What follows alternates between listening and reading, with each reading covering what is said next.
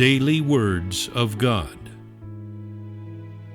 The work of managing mankind is divided into 3 stages, which means that the work of saving mankind is divided into 3 stages. These 3 stages do not include the work of creating the world, but are rather the 3 stages of the work of the age of law, the age of grace, and the age of kingdom. The work of creating the world was the work of producing the whole of mankind. It was not the work of saving mankind, and bears no relation to the work of saving mankind. For when the world was created, mankind had not been corrupted by Satan, and so there was no need to carry out the work of mankind's salvation. The work of saving mankind only began when mankind had been corrupted, and so the work of managing mankind also only began when mankind had been corrupted. In other words, God's management of man began as a result of the work of saving mankind, and did not arise from the work of creating the world. It was only after mankind acquired a corrupt disposition that the work of management came into existence. And so the work of managing mankind includes 3 parts, rather than 4 stages or 4 ages. Only this is the correct way to refer to God's management of mankind. When the final age comes to a close, the work of managing mankind will have come to a complete end. The conclusion of the work of management means that the work of saving all mankind has been completely finished, and that mankind has reached his journey's end. Without the work of saving all mankind, the work of managing mankind would not exist, nor would there be the 3 stages of work. It was precisely because of mankind's depravity, and because mankind was in such urgent need of salvation, that Jehovah concluded the creation of the world and began the work of the age of law. Only then did the work of managing mankind begin, which means that only then did the work of saving mankind begin. Managing mankind does not mean guiding the life of mankind, newly created on earth. Rather, it is the salvation of a mankind that has been corrupted by Satan, which is to say, it is to transform this corrupt mankind. This is the meaning of managing mankind. The work of saving mankind does not include the work of creating the world, and so the work of managing mankind does not include the work of creating the world, and only includes 3 stages of work that are separate from the world's creation. To understand the work of managing mankind, it is necessary to be aware of the history of the 3 stages of work. This is what everyone must be aware of in order to be saved. As creatures of God, you should recognize that man was created by God, and should recognize the source of mankind's corruption, and moreover, should recognize the process of man's salvation. If you only know how to act according to doctrine in order to gain God's favor, but have no inkling of how God saves mankind, or of the source of mankind's corruption, then this is what you lack as a creature of God. You should not only be satisfied with understanding those truths that can be put into practice, while remaining ignorant of the wider scope of God's management work.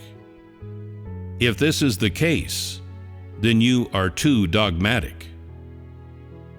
The three stages of work are the inside story of God's management of man, the advent of the gospel of the entire universe, the greatest mystery among all mankind, and are also the foundation of spreading the gospel. If you only focus on understanding simple truths that relate to your life, and know nothing of this, the greatest of all mysteries and visions, then is your life not akin to a defective product, good for nothing except being looked at? If man only concentrates on practice and sees the work of God and man's knowledge as secondary, then is this not the same as being penny wise and pound foolish? That which you must know, and that which you must put into practice, you must put into practice. Only then will you be someone who knows how to pursue the truth. When the day comes for you to spread the gospel, if you are only able to say that God is a great and righteous God, that He is the supreme God, a God with whom no great man can compare, and than whom none is higher. If you can only say these irrelevant and superficial words, and are utterly incapable of speaking words which are of crucial importance, and which have substance, if you have nothing to say about knowing God or the work of God, and furthermore, cannot explain the truth, or provide what is lacking in man, then someone such as you is incapable of performing their duty well. Bearing testimony to God and spreading the gospel of the kingdom is no simple matter. You must first be equipped with the truth and the visions that are to be understood. When you are clear about the visions and truth of the different aspects of God's work, in your heart you come to know the work of God. And regardless of what God does, whether it be righteous judgment or refinement of man, you possess the greatest vision as your foundation, and possess the right truth to put into practice. Then you will be able to follow God to the very end. You must know that regardless of what work He does, the aim of God's work does not change. The heart of His work does not change, and His will toward man does not change.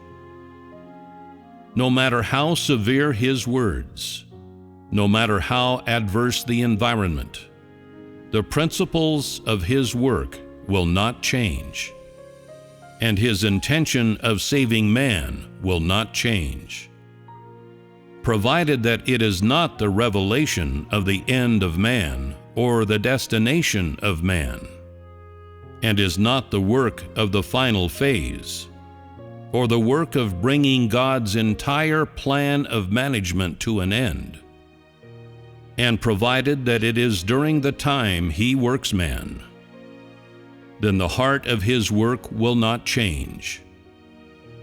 It will always be the salvation of mankind. This should be the foundation of your belief in God. The aim of the three stages of work is the salvation of all mankind, which means the complete salvation of man from the domain of Satan. Though each of the three stages of work has a different objective and significance, each is part of the work of saving mankind, and is different work of salvation carried out according to the requirements of mankind.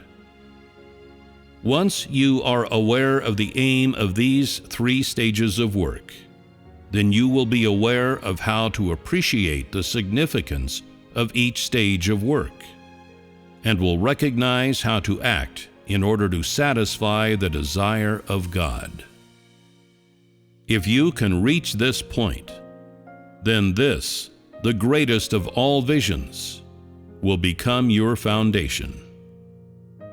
You should not only seek after easy ways of practice or deep truths, but should combine visions with practice, so that there are both truths that can be put into practice and knowledge that is based on visions.